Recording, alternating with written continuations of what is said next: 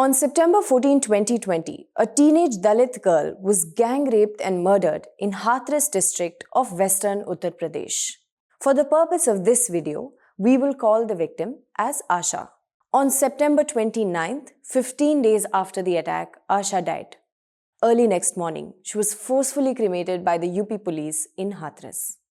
And the police, without even letting any family member know, they have burnt the body of Hathras rape victim. It's been 5 months since the attack. The outrage has passed and it's out of our news cycles.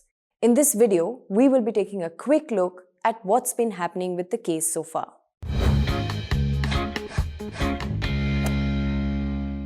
Initially, the case was being handled by the UP police.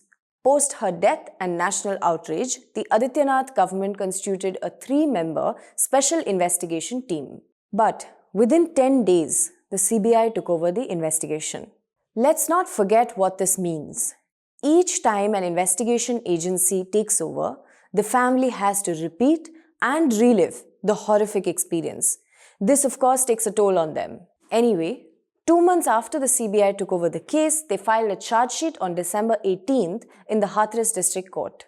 Despite local Thakur community trying to make it look like a case of honor killing, ये honour killing का मामला 3 से 2 को बनवा रहे हैं ये विरोधी पार्टी जी ऑनर किलिंग का मामला है honour killing. Despite some of the highest ranking UP police officials trying to say that there was no rape, जो सैंपल एकत्रित किए गए थे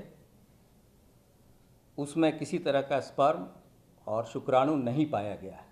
when the CBI filed their charge sheet, they charged the 4 men with gang rape and murder.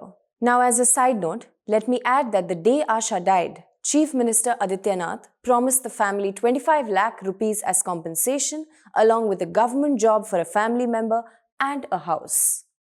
5 months on, while the monetary compensation was given, the promise of a job and a house is yet to be kept.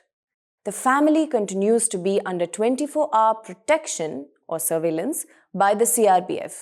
Now, while they prefer to be protected by the CRPF than the UP police, this 24-hour presence of a group of men also causes some very real-life problems. For example, the toilet is located outside in the courtyard.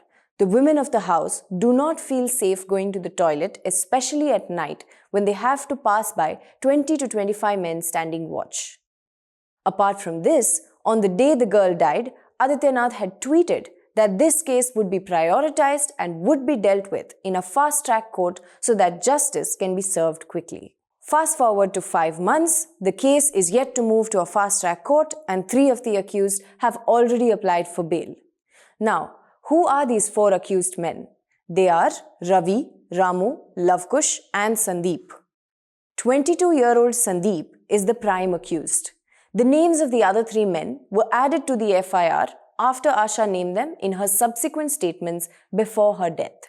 Even though the rape took place on 14 September, Sandeep, the main accused, was arrested only 5 days later on September 19th.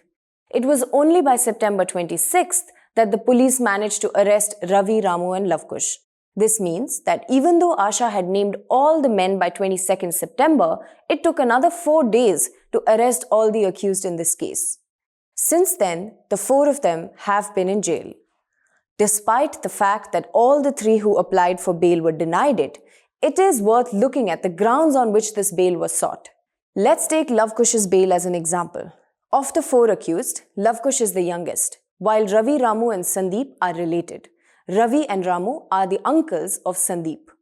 Initially, reports suggested that Lavkush was possibly a minor, but the CBI charge sheet clearly states that this is false and he is 21 years of age. Nevertheless, in his bail application, his age is mentioned as around 18. Now, according to Lavkush's bail application, it says that his name was included in the case purely because of pre-existing enmity between the 2 families. It also continues to maintain that this is not a case of gang rape, and this gang rape theory was tutored to the family by politicians and politically connected people. Now, even though the CBI charge sheet clearly states that Asha was gang raped and murdered by the 4 men, here's what Lavkush's bail application got from the same CBI charge sheet. For some reason, it seemed important for the defense lawyer to state that as per the CBI charge sheet, Asha is a well-built woman. It states that the CBI investigation proves that Asha and Sandeep were in a relationship and that their families were against it. And so, the bail application states the possibility of honor killing cannot be ruled out. On 10th February, the special judge at the Hathras District Court heard the arguments for this bail. We spoke to Munna Singh, the lawyer representing the four men. When we asked him why he believes the men are innocent, he had this to say. According to Indian culture, it is simply not possible for a nephew to rape a woman in front of his uncles, especially during the day when they can all see each other. As per our culture, a man will not rape a woman if his relatives are around. Hence, the men are innocent, he said. In response to this, Seema Kushwaha, who is Asha's lawyer, said that we need to be talking about the toxic male-dominant society that we live in and not Indian culture. Apart from this, there have also been many unnecessary delays in this case. On January 27th, the Allahabad High Court was supposed to sit for an important hearing regarding the forced cremation. But guess what? The judge didn't show up and the hearing had to be postponed. Another major delay was caused in the filing of the charge sheet. Now this part is slightly technical, but let me try and make this simple because it's really important to understand this. On December 18th, the CBI filed their charge sheet in the Hathras District Court. Now on January 4th, the accused were presented in court, their charges were read out to them, and a copy of the charge sheet was handed over to Munna Singh, their lawyer. According to court procedure, in a normal case, the victim's family and their lawyer usually apply for the charge sheet to the court and it's given to them. But in a case registered under the Scheduled Caste and Scheduled Tribe Atrocities Act, like in this one, the victim has full rights to the charge sheet free of cost without having to apply for it. In this case, Asha's family and her lawyer was denied the charge sheet multiple times. It was only after over a month that their lawyer received a copy. What does this mean? It simply means deliberate procedural delays that ensure less time for Asha's lawyer to prepare arguments for the case. As of now, Asha's family is living their life from one court hearing to another. They've given away half their land, her brothers have quit their jobs and are at home dealing with the court case.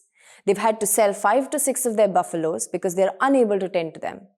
And Seema Kushwaha, their lawyer, has written an email to the Ministry of Home Affairs seeking security for herself as she is receiving multiple threats and doesn't feel safe. We will be following up with the Hathras case over the course of this year. Hathras is about 2 hours away from Delhi, and each time we travel there, it takes time, effort and resources. As you know, we're a 100% ad-free platform and look to you for support. So please do subscribe to News Laundry, go to our website newslaundry.com, hit the subscribe button at the top right corner and pay to keep news free.